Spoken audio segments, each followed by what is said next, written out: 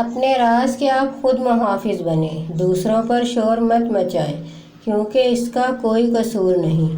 جب آپ اپنے راز خود بتاتے ہیں اور سامنے والے سے پکا وعدہ لیتے ہیں کہ پلیز کسی کو بھی بتانا مت، مگر وہ ضرور بتائے گا، اور وہ بھی سامنے والے سے بس ایک پکا وعدہ لے گا اور آپ کا قیمتی راز اس کو بتا دے گا، اور یہ سلسلہ شروع ہو کر بڑھتا رہے گا اور آپ کا قیمتی راز پھیلتا جائے گا۔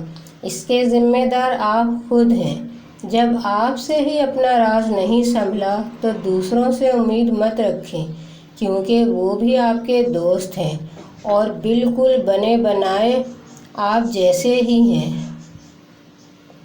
وہ تو آپ لوگوں نے سنا ہی ہوگا نا کہ بند ہو مٹھی تو لاکھ کی، کھل گئی تو پھر خاک کی۔ کیا سیکھا آج کے سبق سے آپ لوگوں نے؟ بتائیے گا ضرور مجھے۔ اللہ حافظ۔